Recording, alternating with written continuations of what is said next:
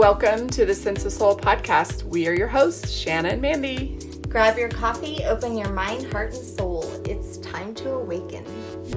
Today on Sense of Soul, we have Caryn Kirchhoff-Herrera, and she is a spa owner, a Reiki healer, an EFT practitioner, an NLP practitioner, and a clinical hypnotherapist. She is also the owner of Sugar Plum Skincare. I also researched you a little bit and dug up some dirt on you. Just kidding. Let's do it. Let's do it. I found out you're originally from Maryland, but now you live in San Diego.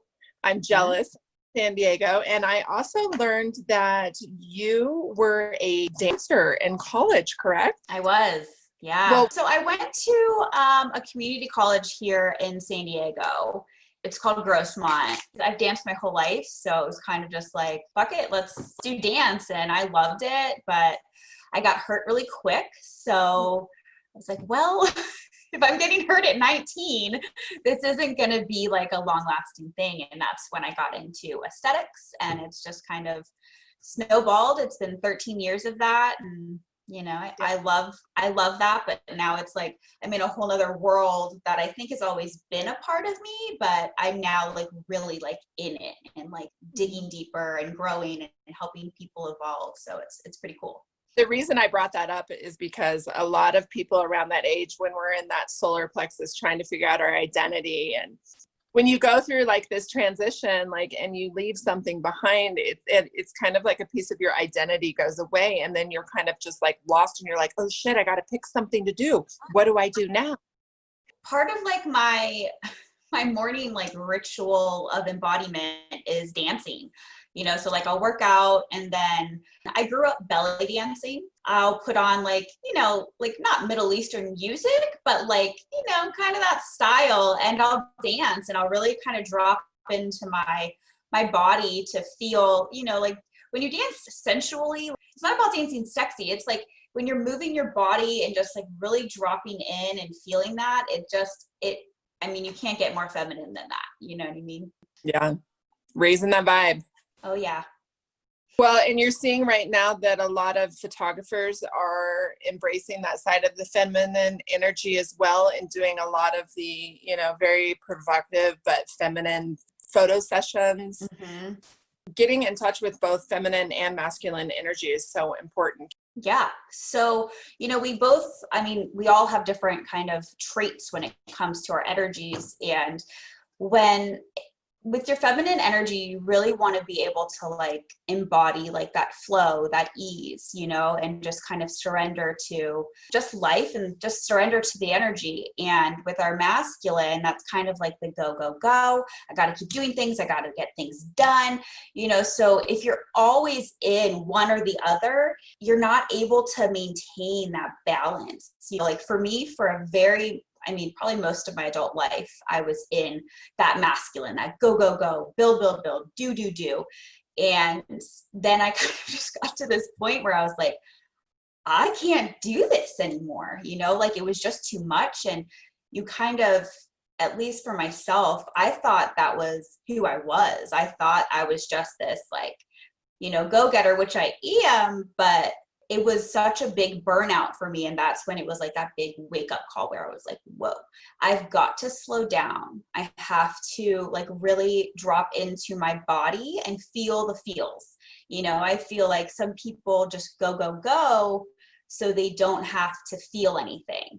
You know, they can push everything aside and just kind of ignore, you know, the things that are going on inside, or the things from their past or traumas. When you drop in and you trust and you feel the things that you feel, that enables you to have the balance to then do those things that you need to do in life, but also sit back and play and relax and, you know, have fun and feel pleasure, you know. So it's all this cycle of working together.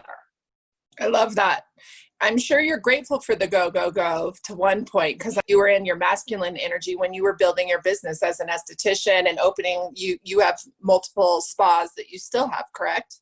Yeah. Oh yeah. And I mean, I'm still definitely, I definitely run that pattern, you know, still, you know, during this whole quarantine situation, that was an even bigger wake up call for me to slow the F down, because I've had one, spa for 9 years. I opened up another one about 2 years ago.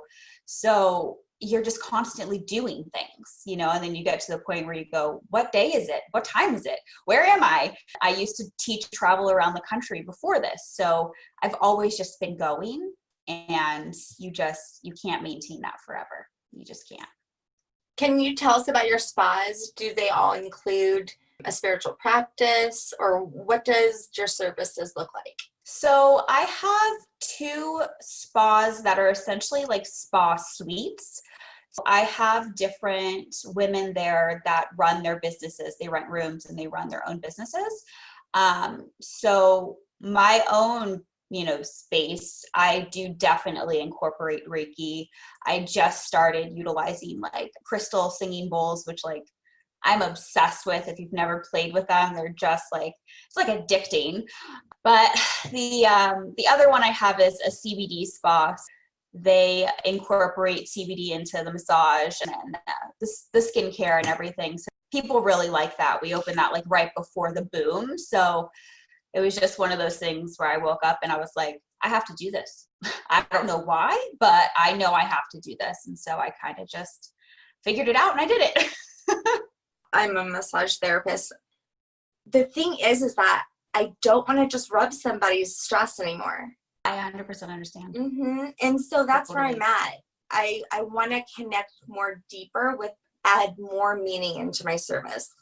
Yeah, I totally get that. I mean, that's so when I was getting my certification for coaching and NLP and all these things, when the thought of actually going back to do skincare, I was like, that's weird, because you see such a profound change and healing and transition with people when you do NLP and all of these things. So not that I don't love doing facials and waxing and all of that, because I definitely do. I love my people. My clients are my heart. But you kind of go, well, I want to do more. I want to go deeper with people to really help them evolve outside of the spa. I'm here for you always. And, I want to make you relax and make you glow and everything like that. But it goes so much deeper. And I think this year is a time for us, for humanity to connect in that way. And this is a huge wake up call, so people like you and I, we should really be diving in and just getting in the nitty gritty and being there for people, which I'm sure you are. I am. I'm here, whatever you need. I'm here to help you grow or heal or whatever. Most of our guests and Shanna and I ourselves had to go through some pretty traumatic experiences and relationship issues and deaths and things to kind of switch from that surface level asleep state we were in to wanting to go deeper with people and help them. And we turned our pain into purpose. Was there something that happened in your life? Oh, yeah. That you do that? Oh my God. I mean, honestly, there's been so many things that have happened in my life. I was molested at a very young age, multiple times in my life. I know my dad obviously is in my life, but I grew up with a single mom, so life was just different. You're always kind of having to do more to get by, hustle a little harder, or just wear the pants essentially, you're kind of just standing up to take control of situations. So I've been with my husband now for 11 years. And previous to meeting him, I had, kind of lost faith that there were healthy, good men out there who could understand a woman and what that is and what we stand for and what I stand for, so you kind of just get to that point where you go, okay, if I can help myself through these things, I want to help other people. I have this vision of helping young adults face their traumas and heal at 20 years old versus dealing with that when they're 50, when it's messed up their whole life and they don't even know why. This is such a bold thing to say, but I want to heal the world. I want to connect with people so deeply, everywhere, and just give them the tools, man. I get emotional just even talking about it, Yeah, it is bold, but I love that you're putting that out into the universe. I do find it interesting that someone who had gone through that kind of sexual abuse wants to teach and embrace their own feminine energy. I would think that someone that's gone through that would want to suppress the feminine energy because they're afraid that would attract other men that would do things like that to them. Yeah. And I think that's part of why I ran such a strong masculine for such a long time, because it was easier to not trust. It was easier to not really be like connected with one person. I was not a committed person for a very long time. That was definitely part of that trauma. You know, you just kind of put these walls up and these different behaviors so you're not really feeling what you should be feeling. You know, you just block it all and you just kind of work through your body, but not in a healthy way.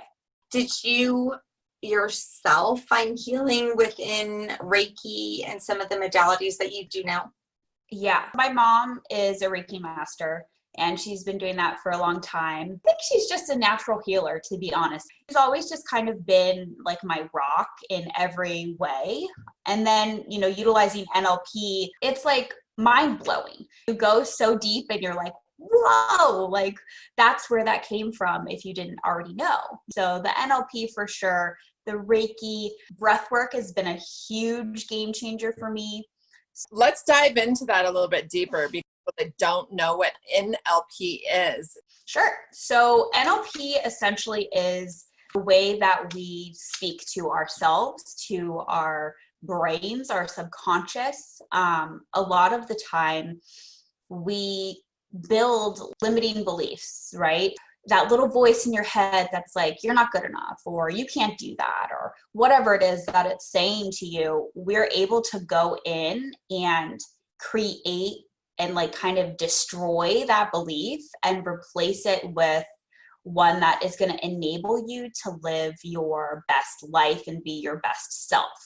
So we use techniques like time techniques, which enables us to essentially drop into like your timeline within your subconscious and go back and release emotions or release these limiting beliefs and understand that some of these were with you past generations. You know, it's not even from like right now. So it's a really great modality to go deeper with your own self-care, because self-care is not just massage. Self-care is not just facials. Like self-care, true self-care goes so much deeper within you and your soul and just healing in those manners. You know, the style of living we have, you know, it's always about, you know, we don't sit still, most people, because we've got kids, we've got businesses, we've got marriages or whatever.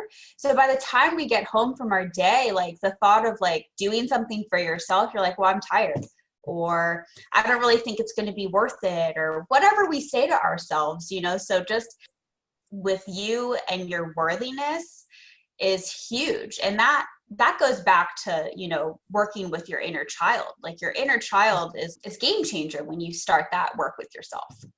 When you have something that you recognize in yourself that has been some sort of pattern in your life, like sit with it, identify where it came from. And usually you're going to have to go really far back to really make that connection.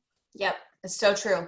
My idea of trauma was so distorted because I thought trauma was like a car accident or an airplane crash. Looking at patterns, I grew up in a bar and I saw my beautiful mother and my grandmother using their feminine sexuality to entertain people and make money. Mm-hmm. And I didn't realize that's where I had gotten that. I used my sexuality and my looks because that's all people ever saw me as. They didn't see me as a soul, like in high school, kind of looked at as just this tall blonde. And I used my sexuality in all my relationships to manipulate people to get what I wanted. Mm-hmm. And it took me doing some serious inner child work to figure out where I had saw that pattern, where I had gotten it, and why I used it. And holy shit, was it an awakening to me. Oh, yeah. Once I was able to connect the dots and see why it was that I was that way and how I could use that energy in a positive way, it was a life changer. But I never knew that I needed to go back and look at that childhood, you know, that little Mandy, Yeah. Well, and see, for myself, I actually went as far back into my ancestry. Yeah. So you're right on with that. I wanted to ask you, though, I think it's amazing that you offer Hypno Reiki, two of my most favorite things ever put together. I think I do, like Nancy and I were talking about it. I said probably similar to what I do, but I use meditation. I don't call it hypnotherapy. So can you, one, tell us the difference between hypnotherapy and meditation? And then tell us what Hypno Reiki looks like. In my mind, clinical hypnotherapy, the way that I try to explain it is like an induced state of relaxation. You're relaxing the subconscious mind.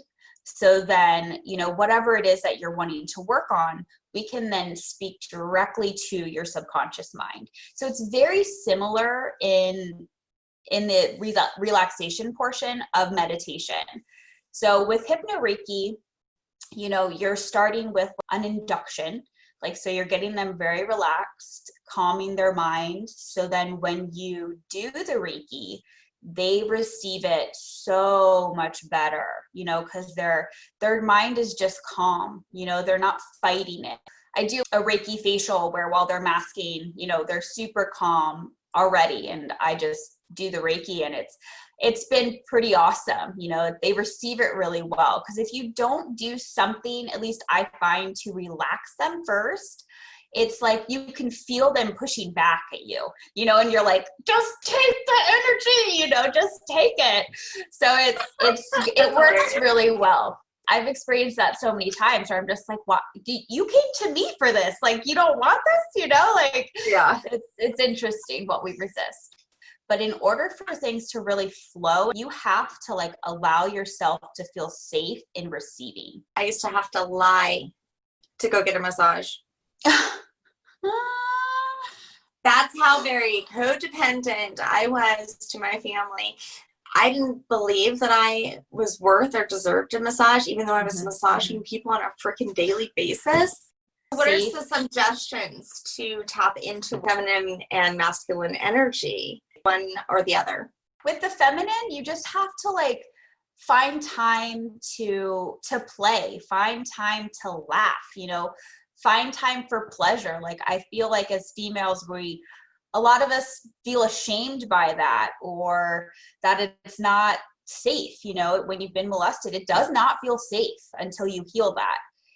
So just taking time to feel good, whatever that is, have fun, go outside. That's a huge thing. Spend time outside, read your books, just connect with your true sense of self. It's such a simple thing to say, but I wrote it down because it stuck out to me. You said, find time to play. It's the word play takes on a whole new meaning when I heard it so simply. It's I pictured myself going to the park and getting on a swing, rolling around, or flying a kite. As adults, we forget to do these little things that bring us joy because it feels childish. Yes. And we need to do things like that. Yeah. Okay, so I guess that's why I have feminine energy, because I'm always like that. So how do you add in the masculine energy? The masculine, something that you could maybe start to do is, for me, when I'm in my masculine, I'm very organized. When I'm in my feminine flow and I'm not worried about work, shit's disheveled, nothing's together, So with your masculine, just get organized, keep a schedule, organize your time, figure out the tasks that need to be done to do the things you're trying to do. You have to force yourself to do it, especially if you are super feminine energy. You've got to just tap into that. Put on a code of confidence. I know that sounds kind of weird. When you look at that high up businessman, he's got this swagger essentially about him, and he gets shit done. So when you're getting into that, just put that coat on and do the damn thing. My masculine is go, go, go, go, go. And I'm in it and I don't freaking stop. And it's I'm going a million miles an hour because I'm motivated. Mm-hmm. And then I drop really low into this, now that you've brought it to awareness, my feminine energy, where I'm dude, I don't know, whatever. I don't care. I'm chilling. Yeah. And it looks like someone who's bipolar, who went from a very high manic stage to a very low chill out stage. Right. It's true though. And that's why just like balancing them for like this just like beautiful wave makes you feel better for one thing, but then you don't have people looking at you like you're bipolar. Not that anything is wrong with the behavior that you had, because that's just where you were and how you were running those patterns. It's just trying to, doing the best with what you have to balance both energies. Also affects relationships. So my husband and I both can get into that masculine energy. He's that guy you were just describing. He gets shit done. He's the, vice president of the company. He's learning to tap into that feminine energy. But when I'm in my masculine energy and he's in his masculine energy, it's like two alpha dogs wanting to fucking eat each other up. Yeah. Now that you brought this up, I can bring awareness to that and maybe take a step back and be like, whoa, we're both right now in this high masculine energy. Yeah, it's true. Every relationship and every person will run both patterns, some more than the others. But it is important for a man to have feminine too. Like, that's so important. And I think that's something that we also need to increase our education on. And in the home, teaching boys that it's not bad to be emotional. It's not weak because you show emotion like that. I'm sorry, but when you show emotion, that is strong. You are brave. That's something that we all need to work on as a whole, to hold space for men to evolve. Just like, women, we've held space for each other to evolve.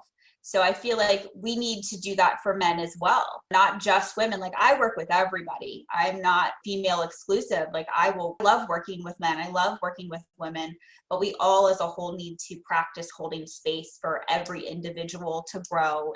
Something that I think we all just as humans kind of like, I'm a woman, so I need to be like this, or I'm a man, I need to be like this. And that's so not what it is. We're only sexes in this physical body. Yep, exactly.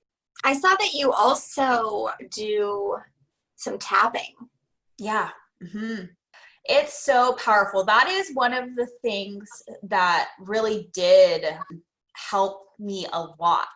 Like right before I got married, my mom was going through a lot. We were going through a lot. Like, my little brother was in like the really deep depths of his addiction, so it was just a brutal fucking time, it was too much. So I was working with a healer at that time, and we did a lot of tapping, and tapping was a huge, like, working with her was like the first time things like really clicked for me, that I had like power to do this with myself, to release these things on my end. Like, I didn't have to go to anybody to heal me. I could heal me. Just so our listeners know, EFT, emotional freedom technique, correct? Correct. You're tapping on essentially like the energy meridians, so similar points to like acupressure, acupuncture, and you're just tapping on each point 7 to 10 times, and it's essentially in a pattern. And you're utilizing, essentially the first thing is like what you don't like. So you could say like, you had a headache, you would just be tapping and be saying like headache, or like pain, like whatever it is that you're not wanting. And then you go through with the positive affirmation. So you would just say, no more pain, or my head is calm, or whatever it is that you want to say. And it's literally just like rewiring that energy out from those areas, and it's implanting that positive affirmation. So you're essentially freeing your emotions, which is exactly what it is. I love it. A lot of people have never even heard of it. They don't know what it is, and it's such a simple, beautiful technique that people can do anywhere and everywhere. I know, seriously. And it's up to us to bring awareness to these modalities for people to have, so they don't feel alone and confused and stuck when they have the trauma, because we all have trauma, period. It doesn't matter how big or small, it's there. And most of the time it affects you your whole life, or until you recognize it. So even a tool as simple as tapping can help you. Having the knowledge and educating others of just little things that they can do just at home or working with you, it's a big thing that I think we all need to improve on. You offer these different sessions. Yeah, so I do it at my space, but I also do it distantly. Like I do it on Zoom also. I'm working on putting together, some in-person workshops when that's allowed. And I'll be doing like virtual workshops also to just kind of essentially give people the tools to do these things and understand that they do have options to do the healing at home. And then if they want to go deeper with me, they can. You said something that reached me. You said, I've seen a trend with women lately that we struggle to trust ourselves enough to show up in an authentic way. It took a shitstorm for me to learn to trust myself. It was one of the hardest lessons of my entire life, to trust my intuition, my gut, and my soul. Can you talk to us about what that means to you and how you're seeing that trend, and what do we do? What's that first step in learning to trust yourself? Yeah, we're in a time where we're constantly seeing other people look a certain way or do this job, or they're an influencer or whatever the hell we're seeing like on social media. So as a female, just with the standards that have been kind of pushed upon us, we will do things or wear things or take this job or accept behaviors from others because we feel like we have to.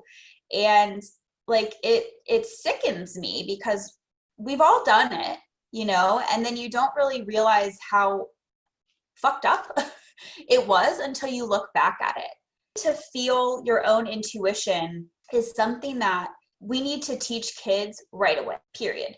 You need to understand what that gut feeling is. When you're molested, you have no idea how to say no. You don't know you can say no. You don't know that that feeling in your stomach is telling you to leave, telling you to say no.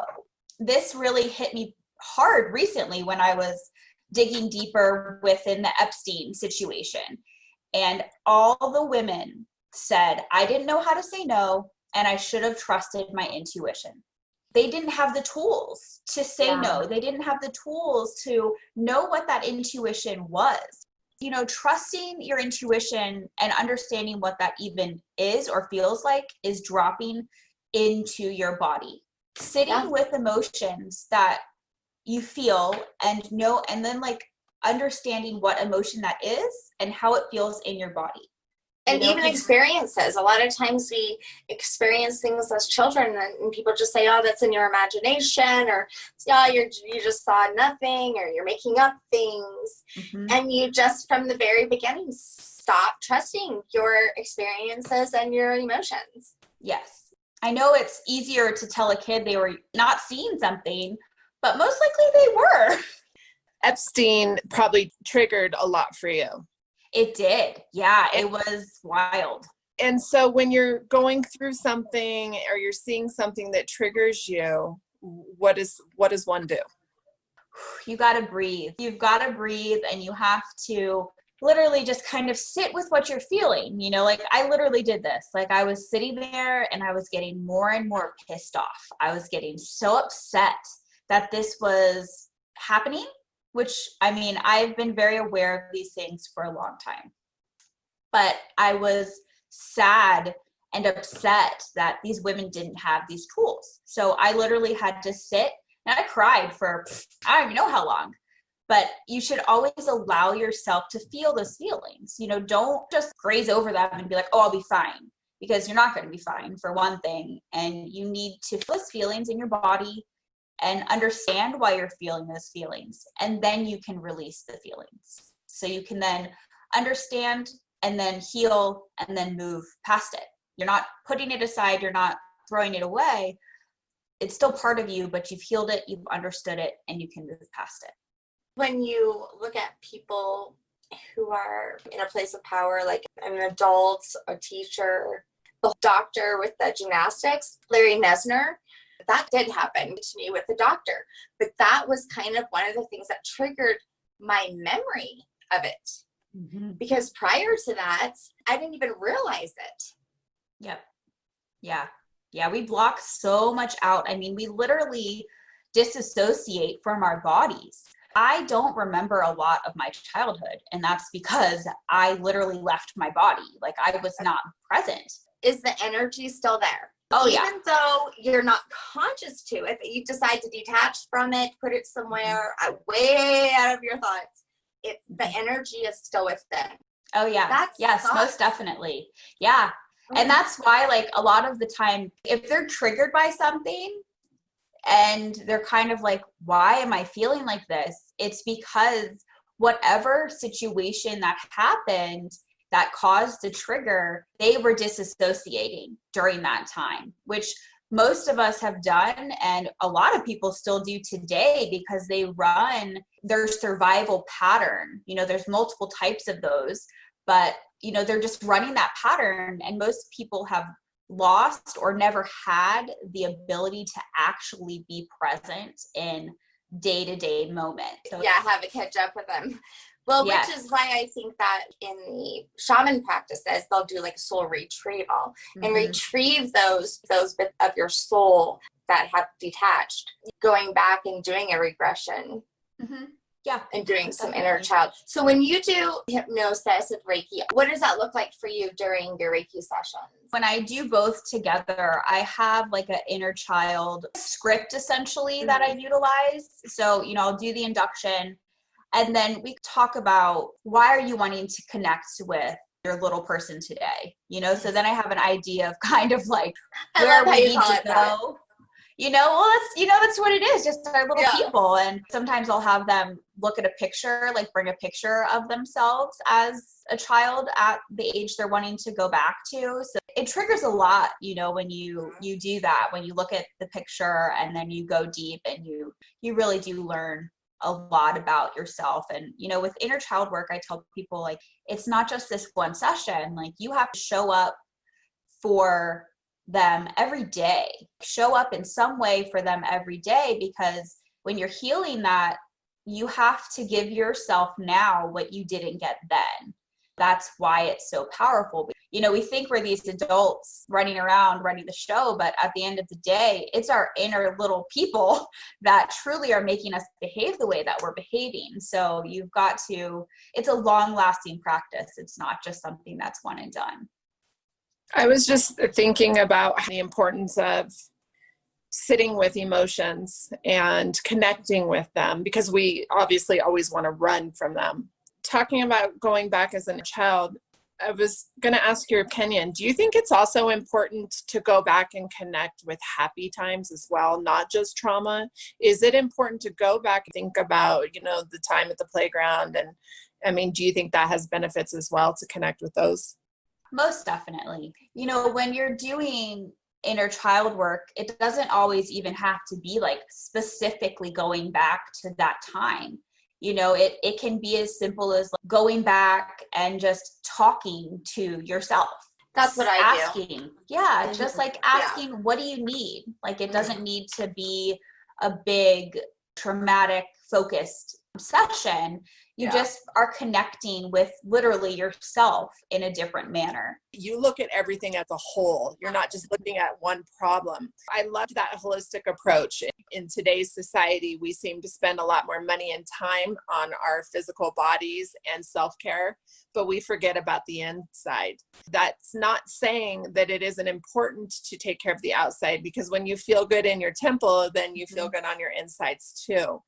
I absolutely love how you've combined the two. And I think it's just unique. And I wish that more spas were like that. Oh, thank you so much. I think it'll become more normal, self-care on a deeper level. You know, we're in a time where it's not viewed as like this woo-woo thing anymore. People want to learn, you know, about meditation. People want to learn about all the modalities. We're in a very beautiful time. As ugly as things can be right now, we're also in this whole other space where people are wanting to take care of themselves. I call it a collective purge, what's happening right now. We all are going through a lot individually and collectively. So I think we are in a beautiful time where we can all really grow to help each other grow. A lot of things are shifting right now. And so thank you for helping with that shift. Yeah, of course. I love that you do $10 Zoom strategy calls. That is rad. Yeah. Tell them where they could find you and shout out your website. Sure. So my Instagram is under Caryn K Coaching. So that's CARYN K Coaching. And you'll find all of my websites right there in my bio. Click on it, you'll get to my link tree, and you'll kind of see everything that I have to offer right there for you. Awesome. Yeah. You have a very strong, beautiful message, but I love that you're taking that pain and turning it into purpose. Oh, thank you guys so much. It was awesome kicking it with you guys. I love it. Yeah, anytime. Thanks for being with us today. We hope you will come back next week. If you like what you hear, don't forget to rate, like, and subscribe. Thank you. We rise to lift you up. Thanks for listening. You want to know what I always think of when we first start our podcast? What?